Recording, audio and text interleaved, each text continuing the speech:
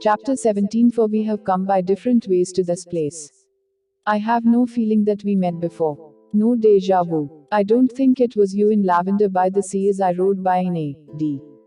1206 beside me in the border was. Or there in the Galatins, 100 years ago, lying with me in the silver green grass above some mountain town. I can tell by the natural ease with which you wear fine clothes and the way your mouth moves when you speak to waiters in good restaurants. You have come the way of castles and cathedrals, of elegance and empire.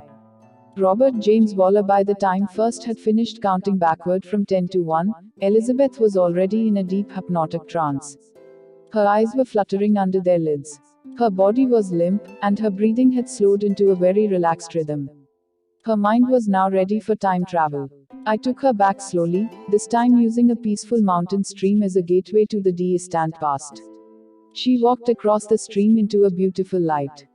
Walking through the light, she emerged in another time and another place, in an ancient lifetime. I'm wearing thin sandals, she observed, after I had instructed her to look at her feet. There's a binding just above the ankles. I have a long white dress of different lengths. Over it is a veil-like covering down to my ankles. The sleeves are very wide and end at my elbows. I'm wearing golden bracelets at 3 different levels of my arms. She was observing herself vividly and with great detail. My hair is dark brown and long, below my shoulders. My eyes are brown, too. My skin is light brown. You are a girl, I assumed. Yes, she patiently answered. About how old are you? About 14. What do you do? Where do you live? I fired at her, asking 2 questions before she had a chance to answer.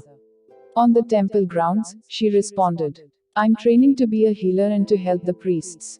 Do you know the name of this land? I asked. It is Egypt. A long time ago. Do you know the year?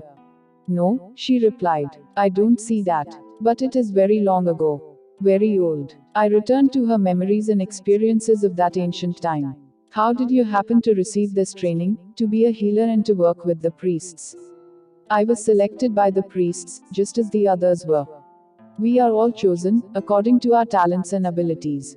The priests know this from the time we are very young. I wanted to know more about the selection process. How do the priests know about your talents? Do they observe you in school or with your parents? Oh, no, she corrected me. They know intuitively. They are very wise. They know who has the ability in numbers and should be an engineer or counter or treasurer. They know who can write and scribe. They know who has military potential and should be trained to lead armies. They know who will make the best administrators. These will be trained to be governors and officials. They know those who possess healing and intuitive abilities, and these are trained to be healers and advisors and even to be priests. So the priests decide what occupations people train for, I summarized. Yes, she concurred. Talents and potentials are divined by the priests when the child is very young. His training is then set. He has no choice. Is this training open to everyone? Oh, no, she objected. Only to those of the nobility, to those related to the pharaoh. You must be related to the pharaoh.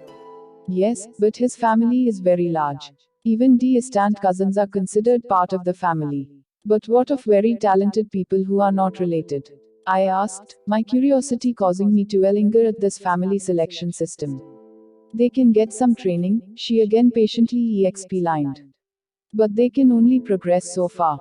To be assistants to the leaders, who are relatives of the royal family. Are you a relative of the pharaoh? I asked. A cousin. Not too close. Close enough, I uttered. Yes, she answered. I decided to move on, even though I already knew that the patient after Elizabeth had cancelled her appointment that day, so time was not hurrying me along as much as usual. Do you have any family with you? Yes, my brother. We are very close. He is 2 years older. He has also been chosen to train as a healer and priest, and we are together here. Our parents live some distance away, so it is very good to have my brother with me.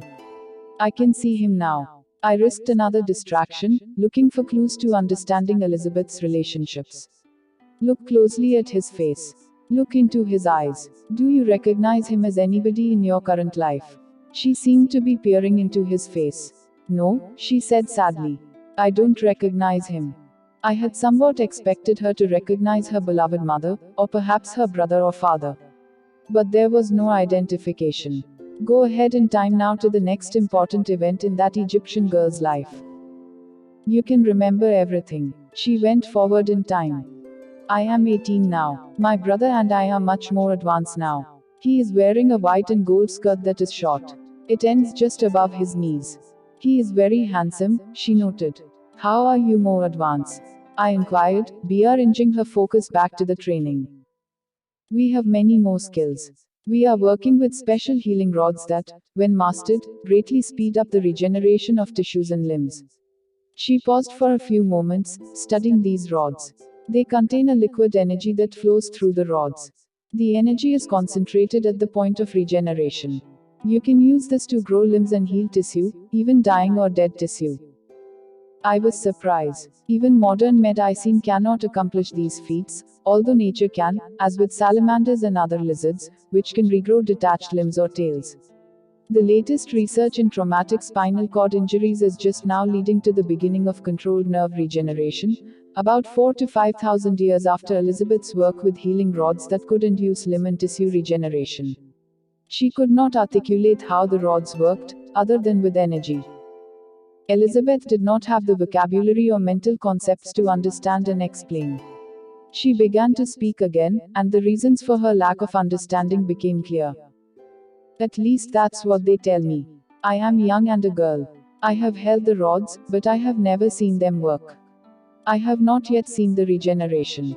My brother has seen this. He is allowed, and when he is older, he will be allowed with this knowledge of regeneration. My training will be ended before that level. I cannot progress to that level, for I am a female, she explained. He will be allowed the knowledge of regeneration, and you will not. I questioned. That is true, she commented. He will be allowed to know higher secrets, but I will not. She paused, then added, I am not jealous of him. It is the custom. A foolish custom, because I have more ability to heal than many men. Her bow eyes dropped to a whisper. He will tell me the secrets anyway. He has promised me. He will teach me how the rods work, too. He has already explained many things to me. He has told me they are trying to revive people who have recently died. Who have died? I echoed. Yes, but this must be done very quickly, she added. How do they do this? I don't know. They use several of the rods. There are special chants. The body must be positioned in a certain way. There is more, but I do not know. When my brother learns, he will tell me. She ended her explanation. My logical mind arrived at the assumption that the people allegedly being revived were not really dead yet but probably near death, like patients recovering from near-death experiences. After all, they did not have equipment to monitor brainwave function in those days. They could not pinpoint the absence of brain activity, which is our modern definition of death. My intuitive sense told me to keep an open mind. Other explanations could exist, explanations beyond my current comprehension. Elizabeth was still silent, so I resumed the questioning. Are there other forms of healing that you do? I asked her. There are many, she responded. One is with our hands. We touch the area of the body that needs the healing and send energy directly there. Through our hands. Some don't even need to touch the body. We feel above the person's body or areas of heat. We disperse the heat and smooth the energy. The heat must be dispersed at several levels above the body, not just the closest, she explained. She was speaking rapidly now, describing ancient variations of healing techniques. Others can heal mentally. They can see the problem areas in their minds, and they mentally send energy to those spots. I can't do this yet, she added, but I will learn eventually. Some touch the person's pulse with their second and third fingers held together and send energy directly into the flow of blood. You can reach the internal organs this way, and you can see the cleansing energy leaving through the person's doors. Elizabeth continued her rapid and increasingly technical explanation. I am working now with putting people into very deep levels of trance and having them also see the healing as it occurs, so that they complete the healing transformation on the mental level. We give them potions to help them go very deep. She paused for a moment. Except for the portions, this last technique very much resembles the hypnotic visualizations that I and others are using in the late 20th century to stimulate the healing process. Are there more methods? I inquired. The ones that evoke the gods are reserved for the priests, she answered. These are forbidden to me. Forbidden. Yes, because women cannot become priests. We can become healers, and we assist the priests, but we cannot do their functions. Oh, some women call themselves priestesses and play musical instruments in the ceremonies, but they have no power. With some sarcasm in her voice, she added, they are musicians like I am a healer, they are hardly priests. Even Hathor mocks them. Hathor was the Egyptian goddess of love, mirth, and joy. She was also the goddess of festivity and dance. Elizabeth was probably remembering one of Hathor's more esoteric functions, that of defender and protectress of women. Hathor's mockery of these priestesses underlined the empty grandiosity of their titles. Elizabeth grew silent again, and as she did, my mind drew parallels to the current time. Glass ceilings seemed to be as old as time itself. The road to advancement in this period of primitive Egypt seemed to be restricted to only a few. Relatives of the pharaoh, who himself was considered half divine, could advance, but female relatives would soon bump into the gender barrier. Male relatives of the pharaoh were the privileged few. Elizabeth was still silent, and I urged her forward. Go ahead in time to the next important event in that life. What do you see?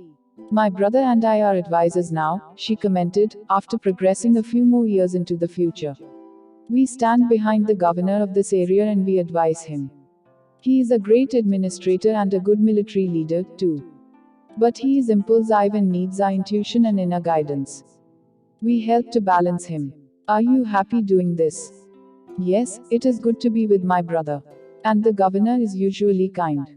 He often listens to our advice. We do our healing work also. She seemed contented, if not ecstatic. She had not married, so her brother was her family. I moved her ahead in time. She was visibly upset now. She began to cry, then stopped. I know too much for this. I must be strong. It is not that I fear exile or death. Not at all. But to leave my brother.